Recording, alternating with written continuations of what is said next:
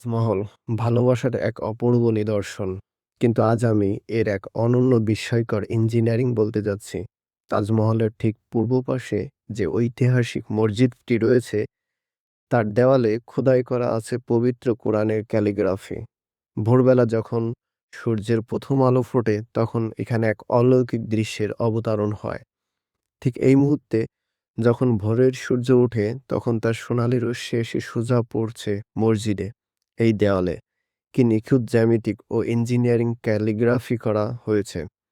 সূর্যের আলো পড়ার সাথে সাথে প্রতিটি হরফ জীবন্ত হয়ে ওঠে। সূর্যের এই অপূর্ব রূপের সাথে মিল রেখে এখানে ক্যালিগ্রাফি করা হয়েছে পবিত্র সূরা আল শামস আয়াত নম্বর ৯১। এই সূরার শুরুতে মহান আল্লাহ তাআলা ইরশাদ করেছেন, ওয়াশ-শামসি ওয়া দোহা, কসম সূর্যের এবং তার আলোর ও উজ্জ্বলতার।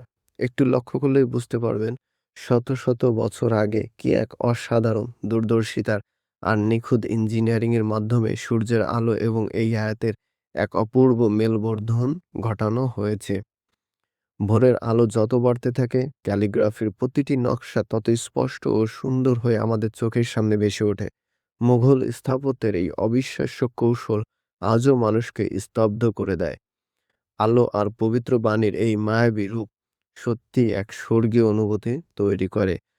প্রকৃতির আলো আর মানুষের হাতে শিল্প চাক্ষুষ করতে হলে এই দৃশ্যর কোনো দেখার বিকল্প নেই। আমরা এই দৃশ্য দেখতে শুধু তাজমহলে গিয়েছিলাম এবং এটা খুঁজে বের করতে পেরেছি